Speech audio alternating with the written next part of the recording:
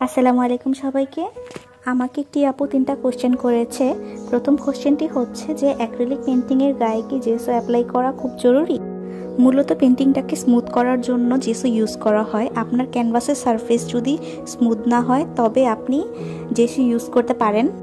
আপুটির second question হচ্ছে A4 সাইজের পেপারে কি অ্যাক্রিলিক পেন্টিং করা যায়? আসলে অ্যাক্রিলিক পেন্টিংয়ের ক্ষেত্রে আপনার ক্যানভাস পেপারটা ইউজ করলে সবচেয়ে বেশি ভালো হয় এবং নর্মাল পেপারেও করা যায়, কিন্তু টেক্সচারটা আপনার বেশি ভালো আসবে না এবং ফিনিশিংটাও স্মুথ হবে না। আপুটির লাস্ট কোশ্চেন হচ্ছে অ্যাক্রিলিক পেন্টিংয়ের সাথে কি পানি মিক্সড করা যাবে? হ্যাঁ, অবশ্যই পানি মিক্সড করা যাবে, তার ক্ষেত্রে কোনো প্রবলেম হবে না। কিন্তু মনমার্ট বা ম্যারিসের কালারগুলোর মধ্যে দেখবেন যে সেগুলোর টেক্সচারগুলো খুব ঘন, কালারগুলো খুব ঘন হয়, যার কারণে আপনি পানি মিক্স করতে পারেন। তো এই ছিল আমার কোশ্চেনের অ্যান্সারগুলো। আশা করি আপনাদের সবার হেল্প হয়েছে।